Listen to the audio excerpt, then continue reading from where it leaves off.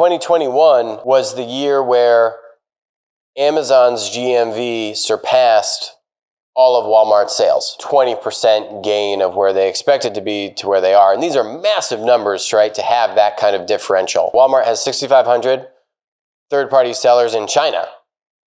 Target has not even 500 third-party sellers in total. What are they doing? Marketplace Pulse's year in review. This is a huge deep dive on 2021. Number of interesting insights here in terms of, I think, really highlighting Shopify's role, kind of marketplace role, even though they're not a marketplace yet. Still showing the amount of volumes and weight that they throw around in the world of e-commerce and GMV, even though they don't really have proper GMV. That's one interesting highlight here.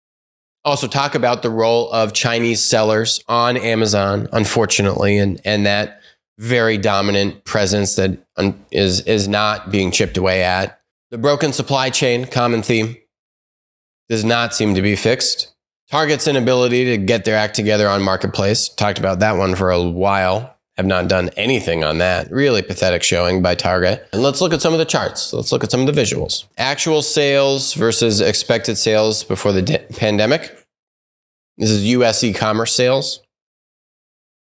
So you can see here, boom, Q1 2020. And then, just look at this shoot up. You had in Q4 of 2020, right? Holiday season, actual sales of 236 billion is for all US e-commerce versus expected of around 205 billion. And that lead has continued. It's narrowed a little bit in Q3 of 2021. Actual sales of 205 billion versus expected of 185 billion before the pandemic. So the gap is somewhat shrinking in terms of actual and expected, but still exists. Pandemic has definitely benefited Shopify in terms of the acceleration of that long tail of, smaller, mid-size, independent businesses needing to figure out e-commerce yesterday. And you can see that very clearly here on this graph. Actual Shopify GMV, basically before the pandemic, 17.4 billion GMV. Now at 41.8 billion. Whereas Shopify was expecting to have, by their own projection, around 33, 34 billion in GMV in that quarter, not in aggregate, but just in that quarter, Q3 of 2021, right? So a more than, call it 20% gain of where they expected to be to where they are. And these are massive numbers, right? To have that kind of differential, over 20% gains. Now this is hilarious. He plots out eBay GMV, but I don't know if he has the recently updated eBay GMV numbers, which have actually come down quite a bit. Etsy GMV just exploding. Etsy, just huge beneficiary of the pandemic, just on fire. We've talked about how they've now used the pandemic and the boost they've gotten from the pandemic to really try to become a platform conglomerate by using M&A. And we've been very bullish on what we've seen out of Etsy and their ability to use M&A to continue to grow. Supply chain being broken. Just look at the shipping costs here, right? From $5,000 a container from China to the U.S. West Coast to now at its peak $20,000, now around $15,000, right? So 3 to 4x. The travel time door to door doubling from like 40 days pre-pandemic to now almost 80 days. Cost to get it across and that lead time to get it across, just extremely difficult. Amazon's GMV just exploding, but exploding thanks to third-party sellers. Third-party sellers just on fire, driving the bulk of these gains. Third-party sellers were 200 billion in GMV in 2019, 300 billion in 2020, 390 billion in 2021 estimated, right? You had a 50% gain from 2019 to 2020, and then a 30% gain on 300 billion in GMV to 390 billion. I mean, it's massive, massive swings as compared to the one-piece sales, which grew much slower. Still grew and grew very well, but grew much, much slower as compared to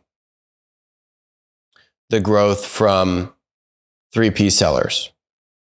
More like a 15% growth rate for 1P as opposed to 30% for 3P from 2020 to 2021. This was a fun visual. He mapped Amazon's 3P sales at $390 billion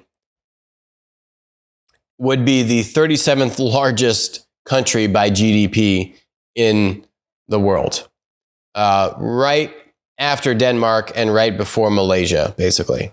This I thought was a great graphic, really showing in 2021 was the year where Amazon's GMV surpassed all of Walmart's sales. Amazon's worldwide GMV, that includes 1P, 3P, Amazon doing over $600 billion, $605 billion to be exact, worldwide GMV estimated for 2021, which should eclipse Walmart at an estimated $581 billion. So I'm going to assume that this $581 billion from Walmart is inclusive of their 3P sales, not just sales revenue proper, right? Which if it's just revenue would not include Walmart e-commerce third-party sales. Make sense? And so if that is the case, then actually Amazon did not beat Walmart. But I'm going to assume that this 581 does include their 3P sales.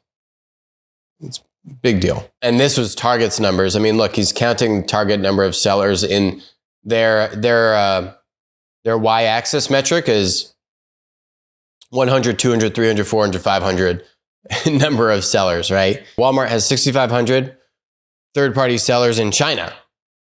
Target has not even 500 third-party sellers in total. What are they doing? On Target Plus, our approach continues to be the same, said Brian Cornell, CEO. We'll continue to make sure we curate very carefully and complement our store and online assortment. The result is they're just not moving fast enough, and they're not going to meet consumer appetite and consumer demand fast enough. There is going to be a gap. And what they think is preserving quality, I would disagree. I think they're out of balance. They are being way too overzealous with the curation, and they're missing a huge swath of demand from consumers.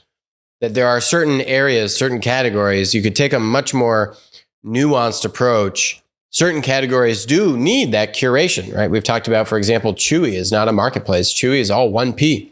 You don't want your dog to eat, fake dog food or have a chew toy that they can choke on, right? So it's absolutely categories that need that curation, but there's absolutely categories that also don't, and you're missing the mark. So there's a great report. There's a lot of other stuff in here. These are just some of the highlights that I think stuck out to me. Lots of marketplace activity, not slowing down, not going anywhere. Hi, I'm Alex. Thanks for watching the show. Make sure to hit that subscribe button, but even better, make sure to follow us on Odyssey, follow us on Rumble, and text us 203-646-5159. Text the word Monopoly. You'll be subscribed. You'll get updates about when we're going live, our latest videos, and we'll send you even a little goodie bag. And in the event that we all get banned from big tech, we'll still be connected.